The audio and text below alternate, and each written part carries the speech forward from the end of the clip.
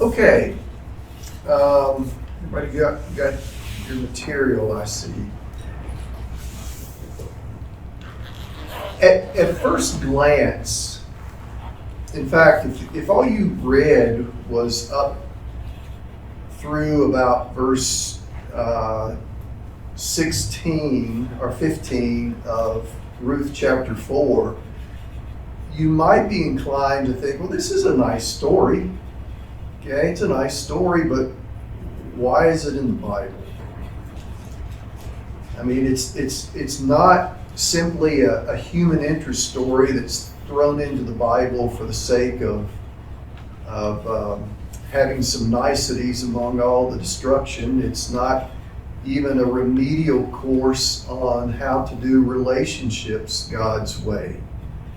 It's at the very end of Ruth that we are given the secret as to why the book of Ruth is included in the Bible.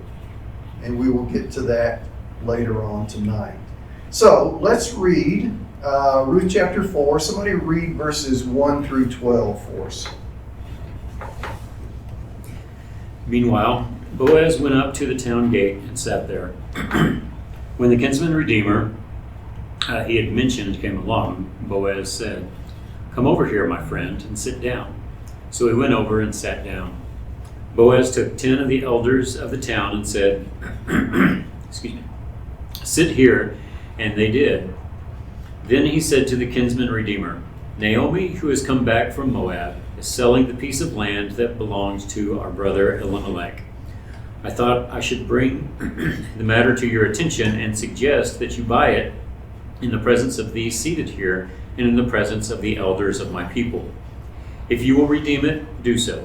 But if you will not, tell me, so I will know. For no one has the right to do it except you, and I am next in line." "I will redeem it," he said. Then Boaz said, "On the day you buy the land from Naomi and from Ruth the Moabitess, you acquire the dead man's widow in order to maintain the name of the dead with his property." At this, the kinsman redeemer said, "Then I cannot redeem it, because I might endanger my own estate. You redeem it yourself. I cannot do it." Now, in earlier times in Israel, for the redemption and transfer of property to become final, one party took off his sandal and gave it to another. This was the method of legalizing transactions in Israel. So the kinsman redeemer said to Boaz, "Buy it yourself," and he removed his sandal. Then Boaz announced to the elders and all the people, "Today you are witnesses that I have bought from Naomi all the property of Elimelech, Kilion, and Mahlon. I have also acquired Ruth the Moabitess, Mahlon's widow, as my wife in order to maintain the name of the dead with his property, so that his name will not disappear from among his family or from the town records. Today you are my witnesses." Then the elders and all those at the gate said, "We are witnesses. May the Lord make the woman who is coming into your home like Rachel and Leah, who together built up the house of Israel. May you have standing in Ephrathah and be famous in Bethlehem. Through the offering the Lord gives you by this young woman, may your family be like that of Perez, whom Tamar bore to Judah."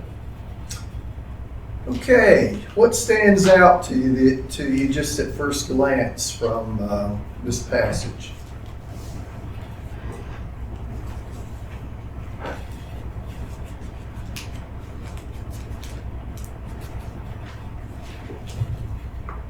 The whole concept of the kinsman redeemer is a bit cloudy. I'm glad you said that, because we're gonna hopefully clear some of that up tonight. It's actually in the second question that we'll get to that. So it is. I mean, that's not a concept that is functional here in the United States of America. So it's something foreign to us. It's ancient, and so what does it mean? And we'll talk about that in just a minute.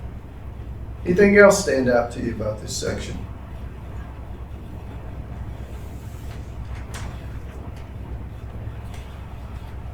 Hey, Jay. Howdy, howdy. Well, let's go to the question then. The first question. By the way, the yellow sheet is the sheet I will be using in my class on Sunday, and that's what I'm using to lead. Bergen prepared the other, and I have I've read through it and incorporated it, and it has some very useful material. But I wanted you to have the questions I was using tonight as I'm kind of leading us through the study. So here's the first question. Just as Naomi predicted, Boaz went right to work to settle the Ruth issue with the nearest kinsman redeemer. What do you think of this somewhat informal but very personal way of handling legal matters within the community? And what would it take to be able to handle matters this way? Now, I'm not so much talking here about the role of the kinsman redeemer as I am talking about him going to the city gate, gathering the elders up, communicating with the kinsman redeemer, working out a solution, got all these witnesses, and they settle the matter with the exchange, or with the sharing or the giving of the sandal. And we'll get to that in just a minute. So what's your reaction to that handling of legal matters? It's in somewhat of an informal way. You get rid of an entire legal profession. It just goes away. Okay. It would get rid of a lot of probably laws and legalese and lawyers and superfluous suits and all kinds of things, lawsuits. What else do you think about it? It would leave little question to what the solution was or what the agreement was in the end. Why do you say that? Because you have the two primary parties, but then you also have the elders who stand around as witnesses of what is transpiring. Which, the things that you all have mentioned so far is why I like it. Okay? I like this process. Because rather than have a detached, impersonal judge or jury, which, supposedly gives us impartiality in our legal system, what you have is you have leaders in the community taking ownership of what goes on in the community. Okay? Our legal system presently, and I'm not trying to bash our legal system because, I think our justice system generally works, but I love the idea that there's not this impartial, distant entities. It's people in the community who are invested in what happens. Okay, it matters how this is carried out. And people are going, as Roger pointed out, people are going to know about it. But what would it take to be able to handle matters this way? A good memory and a lot of trust. All right, good memory.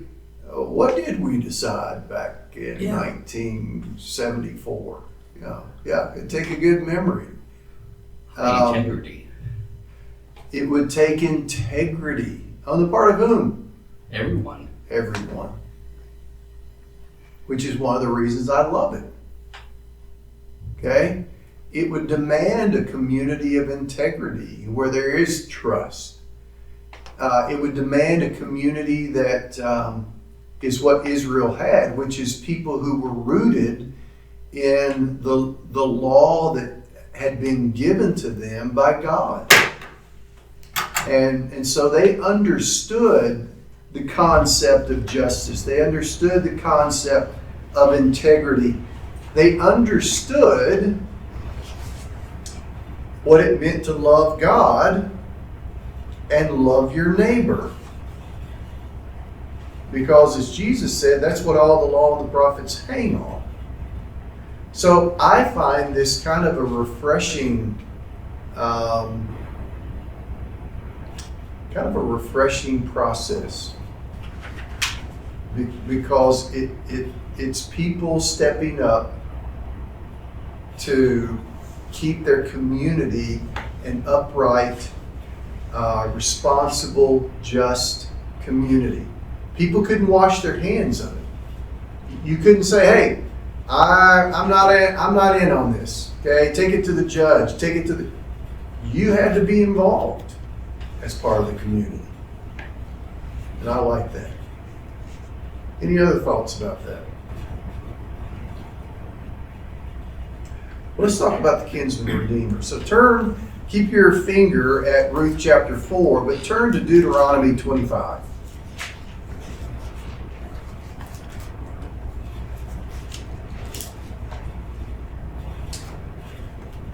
And somebody read verses 5 through 10.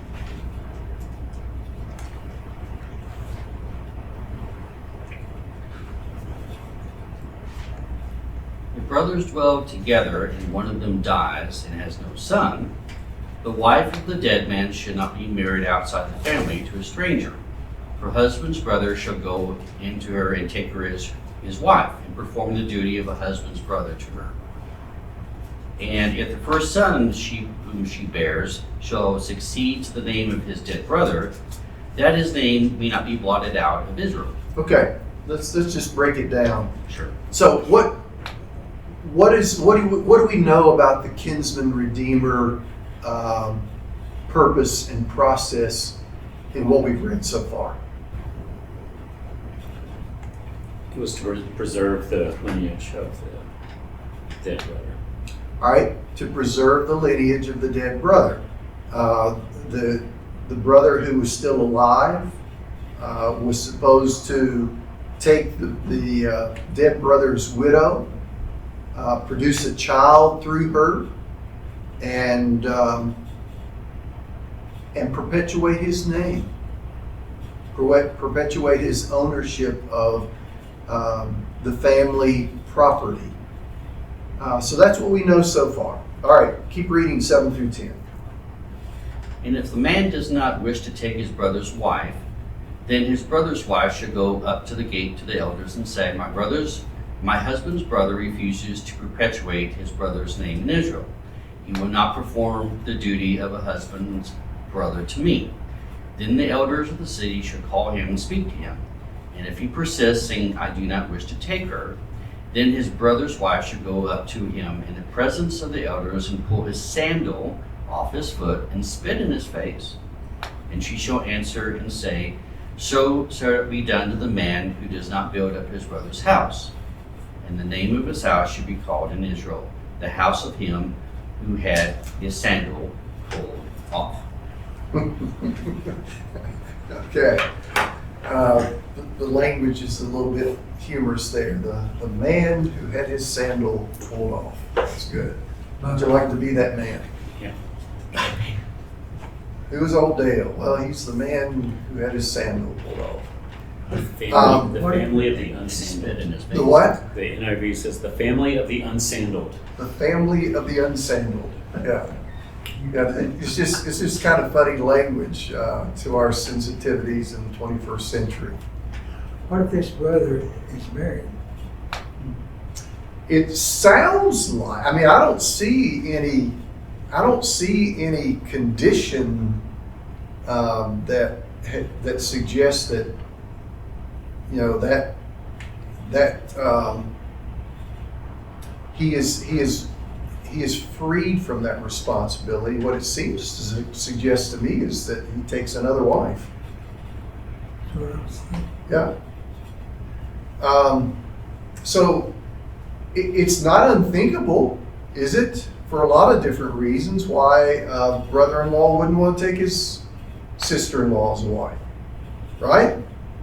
In fact, we read that two of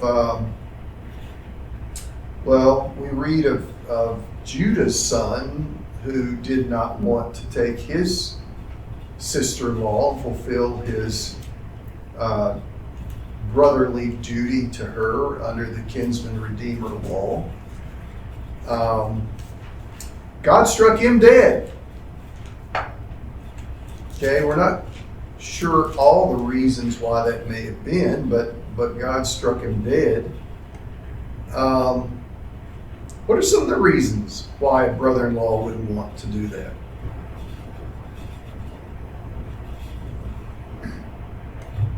Sickness, perhaps. Who's sick? Him, the brother. All right, he may be sick and feel unable to maybe even fulfill his responsibility there. What else? I think one wife is enough. You may think one wife is enough. Plenty, yeah. What else?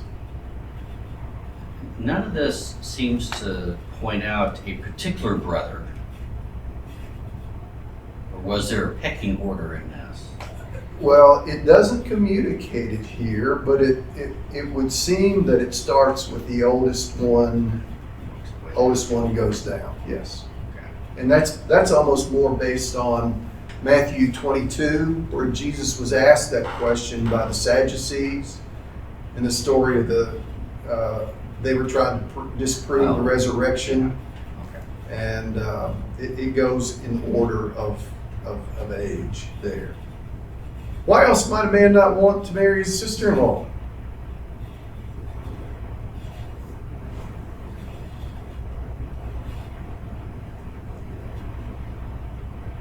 I mean, come on.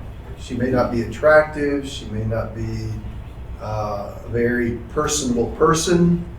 Not very easy to get along with. She may be a little lazy. Not an asset, if you will, to the home. He might fear that his wife, if he is married, will get jealous. There are a number of reasons that could happen. As well as the child that's going to be born to her would not be considered his child. Yes, in fact, that's kind of the hinted reason why Judah's son didn't want to do that, because if he consummated the relationship with his sister-in-law Tamar, his child wouldn't be his. It'd be his brother's child, and so he apparently objected to that. Okay, so it's not outlandish that someone would have objections to participating in this, but we learn from this that there were consequences to not participating. What do we read are the consequences? Take off one of the sandals, spit in his face, say this was done to the man who will not build up his brother's family line. Kind of humiliate him in front of everybody. Okay? Because, as the question will point out, to not carry out your responsibility. This was not a typical choice. This was an obligation. And to not fulfill your obligation was considered selfish. And so you were humiliated in front of everyone by having to take your sandal off, having the sister-in-law spit in your face, and having it declared to everyone, this is what happens to the man who won't raise up children for his dead brother. Okay, so some shame going on is what is intended to happen. Well, let's go back to Ruth now that we know a little bit about the kinsman redeemer law, and read question number 2.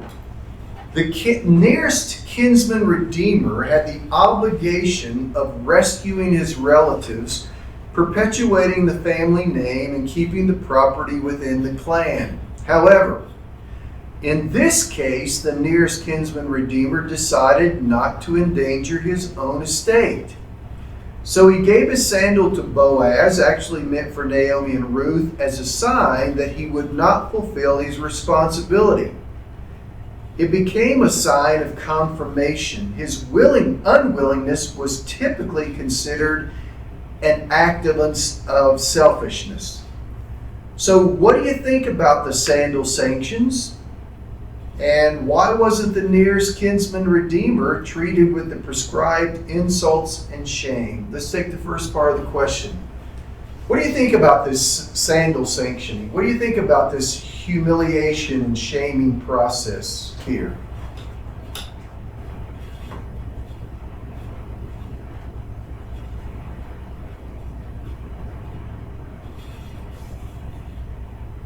Do I need to go around, go thumbs up, thumbs down, sideways? I mean, what do you think? You know, it's odd in her culture, but I guess appropriate for them. Okay. I mean, I hear, Jay, a reluctance to adopt this in our culture. What do you I'm think sure it about- had more meaning for them than it does us. So Okay. Remember, these were God's chosen people. And they had a responsibility not only to God, but within the family of Abraham here. Robbie, what were you about to I was say? about to say the same thing, but also a woman's status then, for her to insult a male in front of everybody, that was unbelievable. I mean, why? I guess I'm thinking to myself, well, how would I take that? Would I run? Would I hit? Would I hit her? Never having been in that situation, but wow. Yeah, and what I find interesting about that is that he wasn't put in prison. He wasn't fined. What God's design here seems to be is handling situations not through a penal system, the penitentiary or something like that, but through humiliation, through shame, through a sense of responsibility, which again you can only do in a culture that is built on those character principles. Other reactions to the sandal sanctions?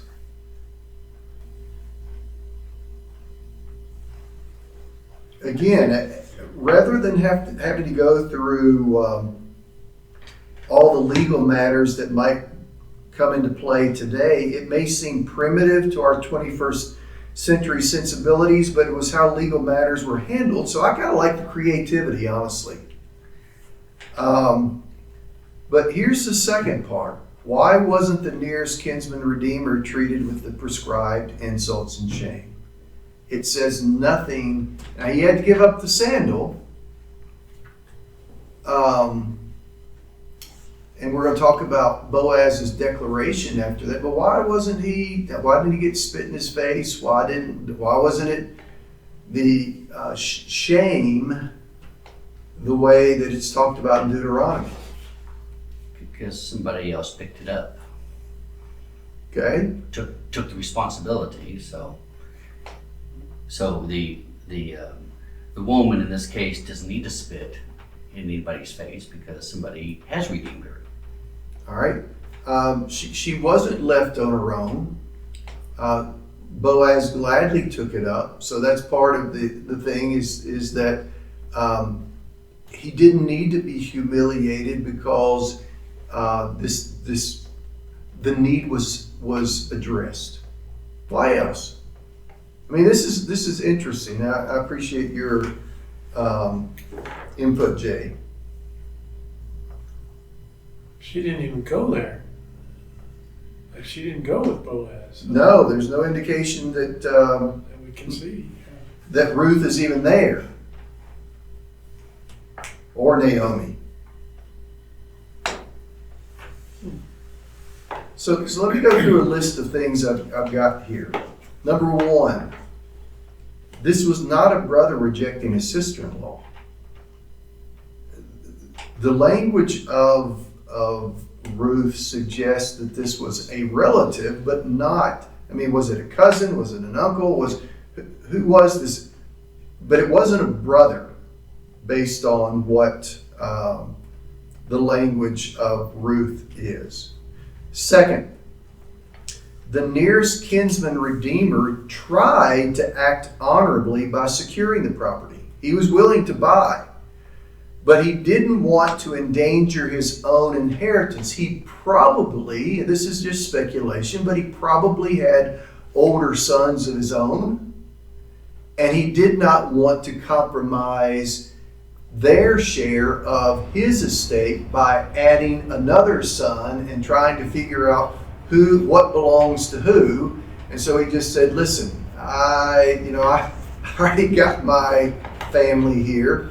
I can't do it. I don't want to endanger my own estate. But the third thing is, this is the way Boaz and Ruth wanted it to turn out. Everybody was happy with the outcome. So there was no reason to humiliate or shame someone, because this is what they were hoping would happen. So it's kind of interesting, again, that you see maybe why Boaz was a little reluctant. He was very cautious and deliberate about this when Ruth approached him and said, you're one of my kinsman redeemers. He said, yeah, I know, but there's someone closer to you than me. He didn't just jump on it and say, yeah, let's get married. We got some business we got to take care of first. So all of that makes sense in light of that. Any other comments about that? So one question here is, this was about this law here, the kinsman redeemer in Deuteronomy is about the brother. So is there someplace else where there's like extended family, the cousins, or was this more of a cultural thing? No. It's further out. No, even though it was specifically for brothers, when a need arose, it extended out to nearest of kin. Okay. And even though it wasn't articulated in Deuteronomy 25, it's articulated in other places about the role of an uncle or a cousin or whomever. Okay. When did this law change? I'm thinking when Jesus was or Andy Boss. I don't recall. I think I studied about it. I don't call myself a scholar, excuse me. But I don't remember reading in this anywhere. Did I overlook something? And there's the New Testament. Jesus said, if a man looks at a woman sexually, he's committed adultery in his own heart. Well, what's in this case, nothing is said about Boaz. What was his thoughts along these lines too? Well, it doesn't say that he lusted after her, but he was probably attracted to her. But your question about the kinsman redeemer, whether it was actually being practiced or not, the fact that Jesus was asked that hypothetical by the Sadducees in Matthew 22 suggests that people were still very aware of it, of the kinsman redeemer law, whether it was being practiced or not. Now, was it being practiced? I really don't know. I don't know of an account in Scripture in the New Testament where it is referred to other than the Matthew 22 passage. Okay? Question 3. You certainly say it's not applied today, right? No, I don't think so, because I'd have 2 wives right now, I think, since my brother left a widow. So, number 3, it's fascinating how Boaz makes a declaration in front of the witness of elders. It forces the community to take a vested interest in what is going on. Some of the things I mentioned earlier. In fact, the elders offered a blessing to Boaz. Now, what do you find significant about their blessing given to Boaz? There are several parts of it. You can jump on any part that you see. I'll get us started. They invoked, first of all, the names of Leah and Rachel. Who are they? Wives of Israel. Wives of Israel, wives of Jacob. They're the ones who started the nation. That's where the 12 tribes came from, along with their 2 servants. Okay? That's where the 12 sons and at least 1 daughter and perhaps additional daughters came from, of the tribe of the nation of Israel. And so what were they saying by invoking the names of Leah and Rachel?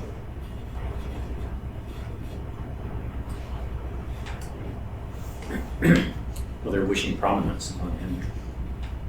All right, they're wishing prominence.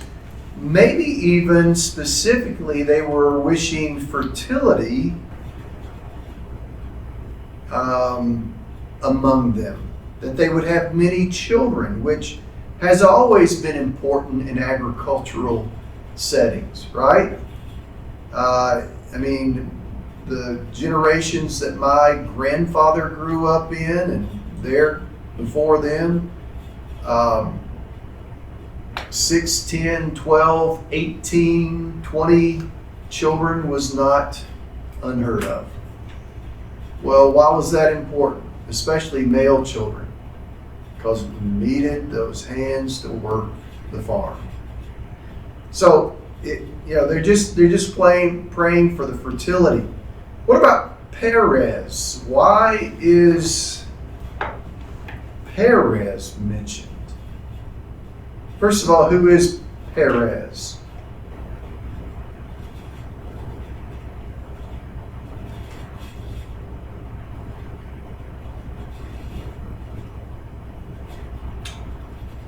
Perez was one of the twins born to Judah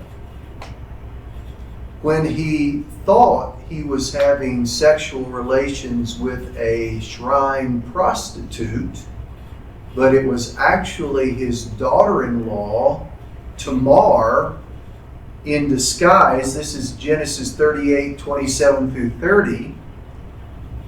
And so Perez, first of all, was in a way born through the levirate or kinsman redeemer law. You had the nearest of kin because Judah didn't give his youngest son to Tamar. You had father kind of stepping in for his deceased son. And even though it wasn't a knowledgeable assent to what he was doing, it still accomplished the purpose.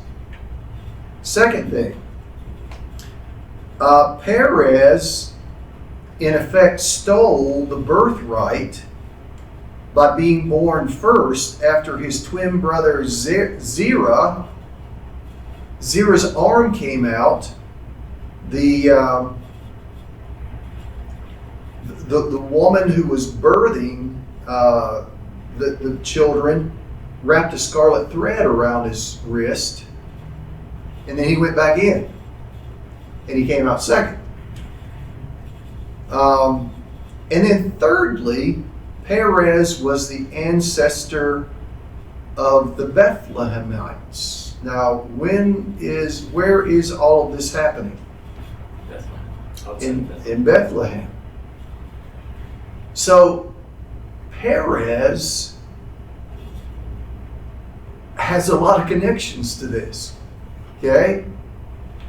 Perez is where the descendants Perez's descendants ended up in Bethlehem. There's that levirate marriage. There's that. So again, they're calling on somebody who would have been a common figure to them and asking for a blessing upon Boaz and Ruth. All right? Somebody read verses 13 through 15. So Boaz took Ruth, and she became his wife. Then he went to her, and the Lord enabled her to conceive, and she gave birth to a son. The women said to Naomi, "Praise be to the Lord, who this day has not left you without a kinsman redeemer. May he become famous throughout Israel. He will renew your life and sustain you in your old age. For your daughter-in-law, who loves you and who is better to you than 7 sons, has given him birth." Okay. For whatever reason, Ruth had not been able to have a son with Naomi's son. But God opened her womb with Boaz. The son born to Boaz and Ruth is referred to, catch this is interesting, as Naomi's kinsman redeemer. In what sense is that true? How did this infant, Obed, how was he his grandmother's kinsman redeemer? Continues the family line that had been cut off. Very good. Remember, what mood is Naomi in when we are kind of introduced to her? She wants to change her name to Bitter. She wants to change her name to Bitter, Mara. Don't call me Naomi. Call me Mara, Bitter. Well, Obed has set her free from her bitterness. He will perpetuate the name of Elimelech and will be the claimant of the property that used to belong to Elimelech. So in a very practical sense, he is a kinsman redeemer, but in an emotional sense, he is also a kinsman redeemer. Naomi now has the privilege of enjoying a long-awaited grandson. And the women of Bethlehem knew his birth would have a reviving effect on her. And it did. Thoughts about any of that? I find it interesting that the baby's born and the praise goes to Naomi. Nothing more said about Ruth. How about that? Some moms might be jealous. But I doubt Ruth was. Yeah, that would kind of fit her character, wouldn't it? Mm-hmm. Not to be. So we see, even though the book is named after Ruth, that in some ways Naomi becomes the central character.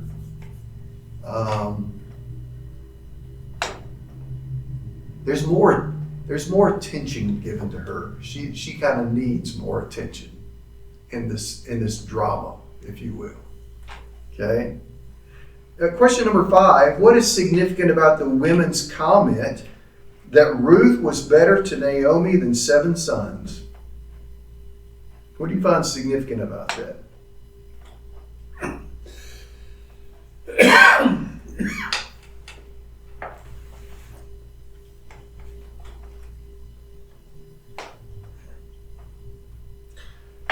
Who in this culture were the guardians, the providers, the protectors? Men, sons in particular. It was common, I don't know if I can say, because I don't know definitively, if it's the majority of cases where you had men who were perhaps 5, 7, 10, 15 years older choosing a young bride. And so in many cases you had, because of the life expectancy of the time, you had men die perhaps in their 30s, 40s, 50s, and wives who were in their 20s, 30s, still young widows in effect, but were reliant on men to take care of them, in most cases their sons. Naomi didn't have that. Her two sons were already dead. But the women of Bethlehem said that Ruth was better than 7 sons.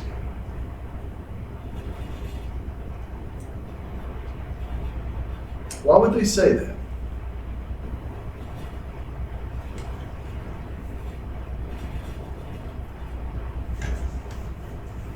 So certainly her devotion to Naomi saved her and certainly blessed her. It'd be hard to say that 7 sons, trying to make it equivalent. Maybe this is more of just a how special Ruth is. Yeah. How fortunate, I don't want to say lucky, how fortunate you are, Naomi, that you had her.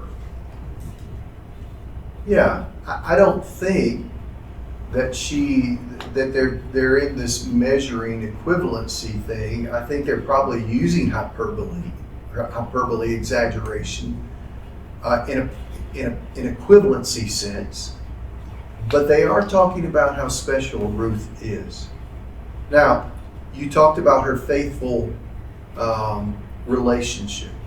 What are some other things that we can point to that points to Ruth's specialness, and why the women of Bethlehem would say this about Ruth in relation to Naomi?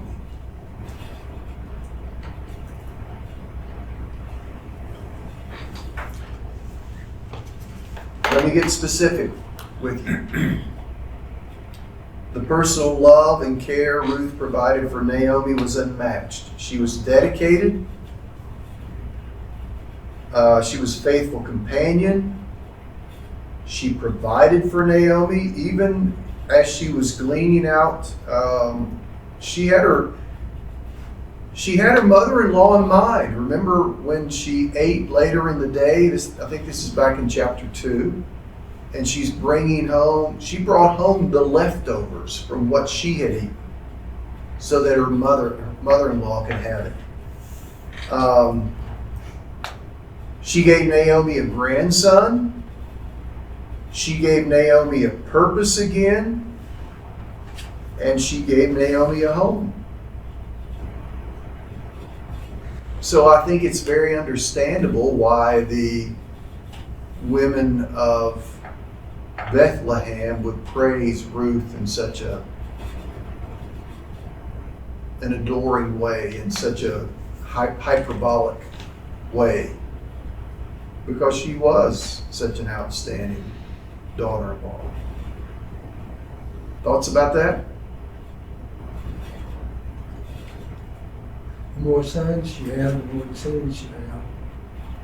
And so that means that she was being compared with posterity. Yeah. The more sons, the more what she had? The more the descendants Okay. she has. And your family was looked upon, the more people you had, the wealthier you were, the more socially elite, such as that. And if you only had one son, it's limited. So that's just like saying, I guess, I have 1 cow and you've got 5 cows. You're richer than I am because you got 5 and I only had 1. Well, same with the kids. That's why you and I tease each other about how many grandkids we've got now. Yeah. Same thing. Well, we're doing it in fun. So Yeah. nothing serious there. But they did it seriously. Yeah, and normally you would think the more the one with the more sons, or having more sons, would be the greater blessing. And that's what's fascinating about the women of Bethlehem, comparing Ruth's goodness and care to that of 7 sons. That's how magnanimous Ruth was toward her mother-in-law. All right, somebody read 16 through 22.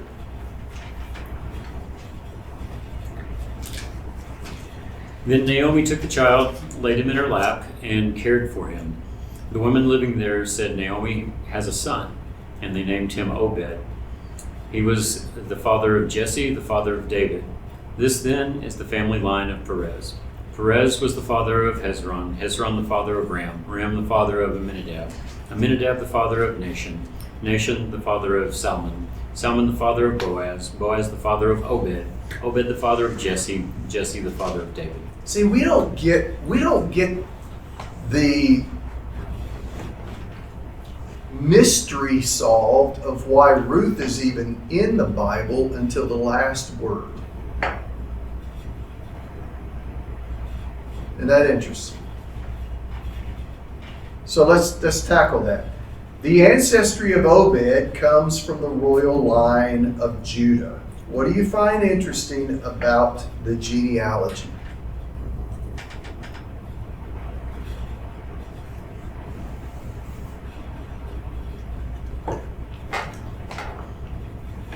We'll see further down the line that it results in David, the royal lineage, and that eventually also the lineage through which Jesus comes, the Savior. Mm-hmm. Is significant.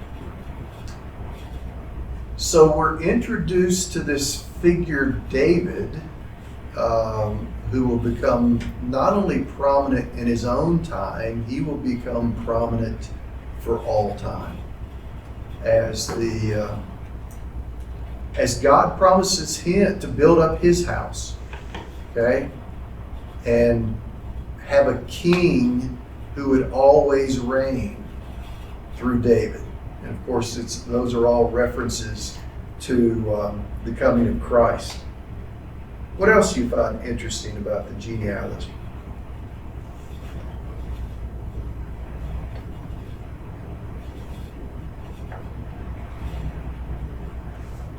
I think it was touched on earlier, but you've got Rahab in the mix. Okay, And you've got the Moabite. yeah. And you have Tamar. Okay, so one of the things that's interesting about this is that in this line we see the human failure. In all the examples that you cited, Jay, especially in Judah with Tamar, for which a Savior, Christ, was needed. So the genealogy is revealing the very reason why we need a Savior. Here's a couple more things that you may not have thought about. One of the things that strikes me about the genealogy is how close this came to not happening.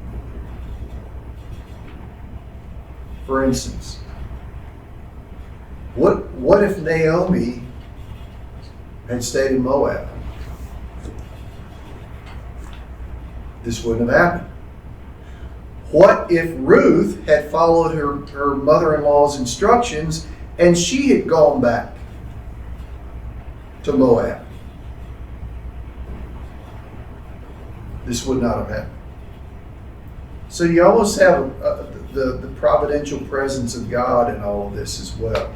What would happen if Boaz hadn't gone back to the threshing floor? Again, there's a lot of pieces that had to come together in there. Here's the third thing I want you to see. The genealogy went only back to who? Or started with whom? Perez. Didn't start with Adam, didn't start with Abraham, didn't start with Judah. Starts with Perez. Now, what have we learned tonight that may explain why that was the case?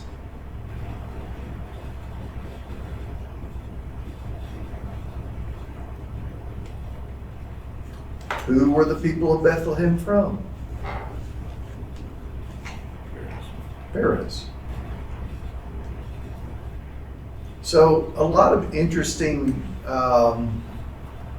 details here, I think, that make not just for an interesting story, but for God's, again, God's brilliance in orchestrating this masterpiece. So we've come to the end of Ruth. I want to spend the last few minutes we have just touching on what are some lessons that stand out to you from the book of Ruth. If you were giving someone who had never read Ruth, if you were giving them a summation of the book of Ruth, a review of the book of Ruth, what would you say are some of the lessons that come from that?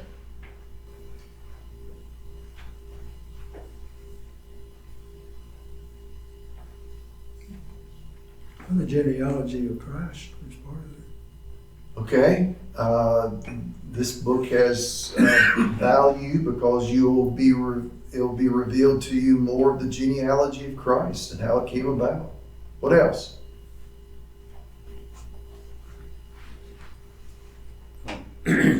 Boaz is a type of the Christ, symbol of Christ through the entire story. And so seeing the story of redemption and how not only Ruth, but Naomi is redeemed by the actions of Boaz. Even going back to chapter 1 and verse 9, Naomi prays or gives a blessing on the two daughters-in-law and says, "May the Lord grant that each of you will find rest in the home of another husband." In chapter 3 and verse 1, Naomi says, "My daughter, should I not try to find a home for you?" Which some versions read, "find rest for you." Mm. And then we get to see how rest is found in the home of Boaz, being redeemed into the family. So this beautiful redemption story with Boaz being the primary redeemer, again pointing to Jesus Christ, giving us a type of Jesus Christ. What other lessons do you see? How the faith of someone can be used in a spectacular way. Ruth had no idea what would happen, how anything would unfold. She just knew that her mother-in-law was special. Whatever occurred during that first 10 years or whatever, she knew she wanted a piece of that. So act on faith because God keeps his word. And Ruth learned that because she didn't know how this was going to end. But I'm guessing that it was far better than she could have even imagined. And I think that's the story for all of us who live by faith. It will end far better than we could ever imagine. Other lessons.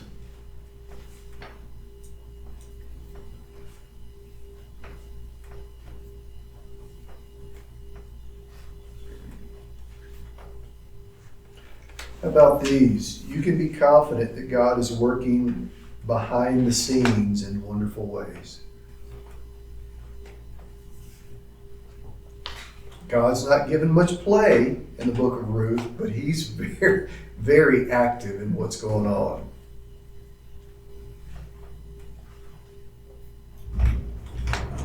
I think there's the lesson about the value of doing relationships God's way. I don't want to read too much into it, but I think both Ruth and Boaz were rewarded by God because they sought to do relationships the right way.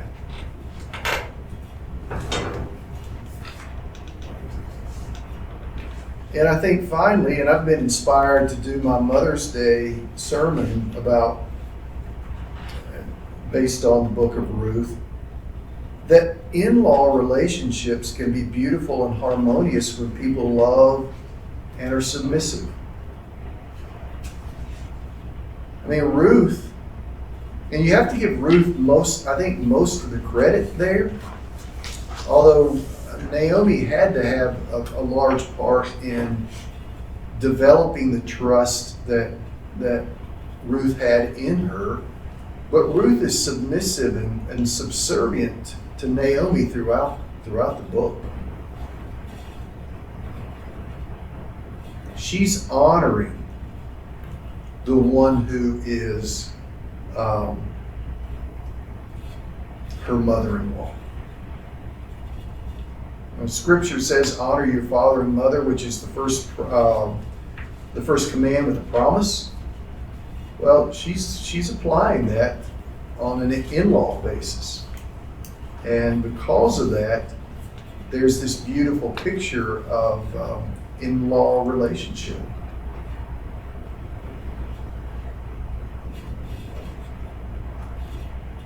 Is the bell ringing? Oh, it did ring? Okay. All right, so hope you are equipped now for Sunday. We will jump back into Joshua next week, but had a little respite in the book of Ruth.